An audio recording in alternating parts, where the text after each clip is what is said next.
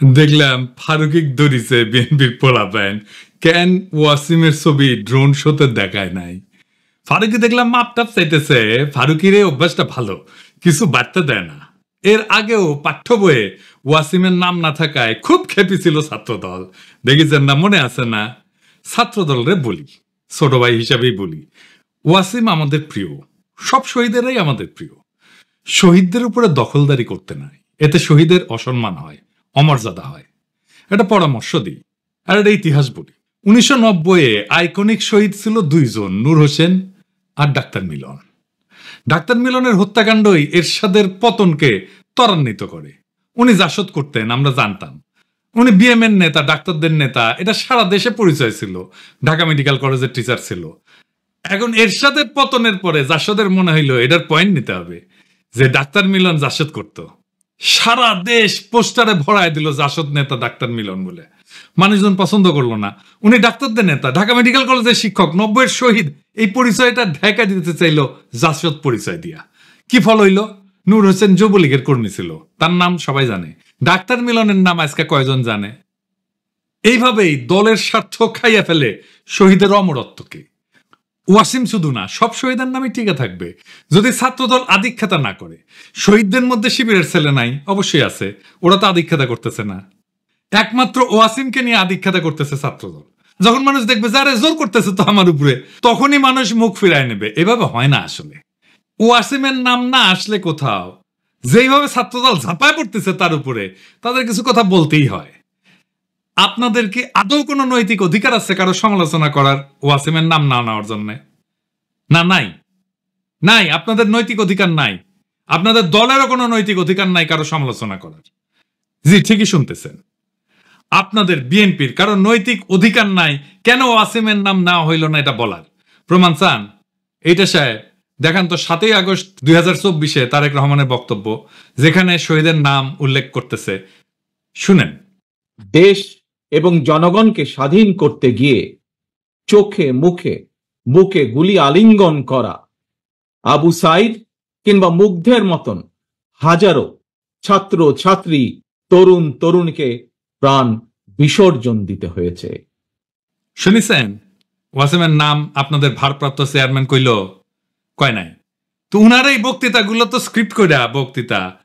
উনি কেন ওয়াসিমের নাম কইল না? উনি তো লিখেই বলতেছেন, তাই না? আগে উনারে ধরেন, তারপরে অন্যদের ধরতে আসেন। যাই হোক, আজকের প্রসঙ্গে আসি। আজকের প্রসঙ্গ শ্রী শ্রী ওয়াকারানন্দ প্রভুপাদ। এই নাম কেন দিলাম আসেন সে আলাপটা করি। এই শ্রী শ্রী ওয়াকারানন্দ প্রভুপাদ মনে হয় জিন্দেগির ভালো হবে না। মাসুদ ভালো হবে, উই ভালো হবে না। প্রভুপাদ কেন করছি? কারণ উই যা কাজ করিচ্ছে তাতে এটা ছাড়া আর কোনো কিছু কওয়া উচিত হবে না। ওয়াকারানন্দ প্রভুপাদ বাংলাদেশে ইন্ডিয়ার মূল চালিকা শক্তি হয়ে উঠছে। তার উপরে ভর করিছে ইন্ডিয়া। সে এখন ইন্ডিয়ার মূল প্লেয়ার বাংলাদেশে। তার উপরে ভর করিয়া ইন্ডিয়া কিছু করবে পারবে কিনা সেটা অন্য আলাপ, আমি আসিচ্ছি সে আলাপে। তার আগে দেখে নি কেন আমি তারে প্রভুপাদ কইছি। ওয়াকারানন্দ গেছে রাশিয়ায়, তারপরে ক্রোয়েশিয়ায়। জানুয়ারিতে রাশিয়ান রাষ্ট্রদূত দেখা করেছিল, তাই গেছে রাশিয়ায়। রাশিয়া কেন? কেন আমরা হিন্দুস্তান টাইমসের শিরোনাম দেখি, লিখেছে হিন্দুস্তান টাইমস, অভ্যুত্থানের জল্পনার মধ্যে ভারতের বন্ধু দেশে বাংলাদেশি সেনাপ্রধান করলেন কাজ। এই কথার মধ্যে সবকিছু কয়া দিছে। তাহলে কি কাজ করতে গেছে ওইটি? আপনি যখন কারোর সাথে ঘুটু করতে যাবেন না, তখন তৃতীয় একটা দেশে যাবেন। এই তৃতীয় দেশটা হইতেছে রাশিয়ায়। এই রাশিয়ায় গিয়া সে ইন্ডিয়ার পানি পড়া নিয়ে আসিছে। আইসেই সে দেখাতে গেছে যে দেখো দেখো দেখো, বাংলাদেশে ইন্ডিয়ার সিফল সালার এখন আমি ওয়াকারানন্দ প্রভুপাদ, আমার এখন সাথ দেখবা, বুঝছাও। গেছে বৌদ্ধ বিহারে, দেখেছেন? হিন্দুস্তান টাইমস কি নিউজ করলো এবার দেখেন। বাংলাদেশ ভাগের কথা উঠতেই এবার মৌলবাদীদের কড়া বার্তা সেনা প্রধানের।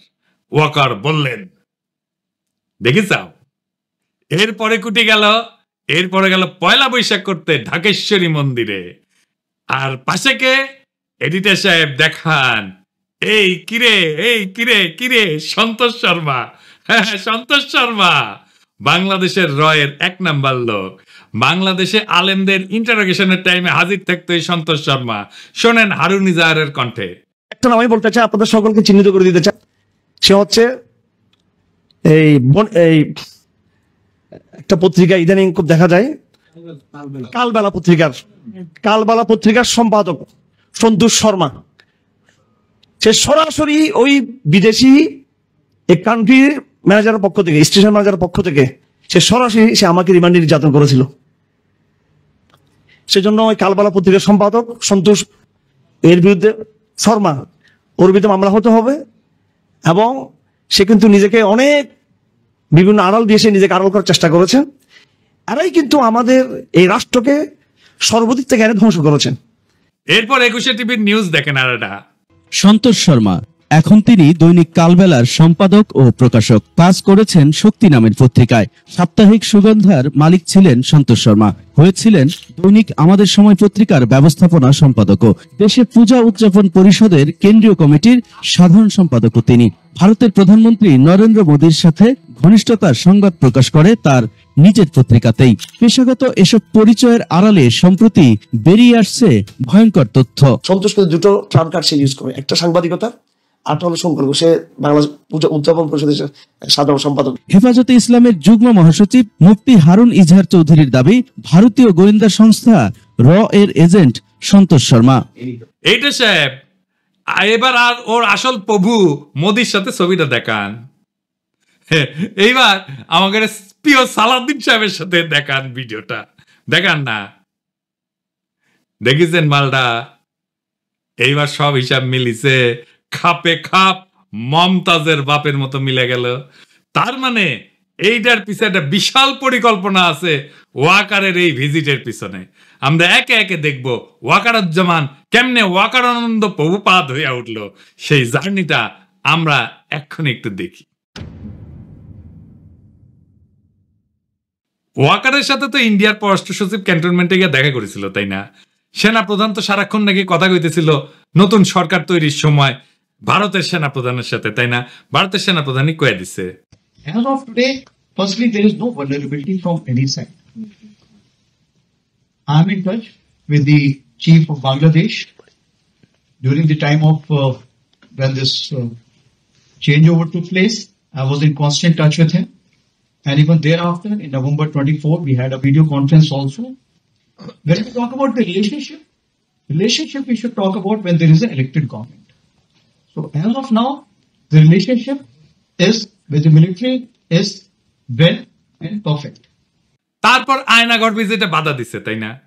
600-র বেশি আওয়ামী লীগ দাগিদেরকে ক্যান্টনমেন্টে আশ্রয় দিছে, তারপরে পলায় যেতে সাহায্য করছে।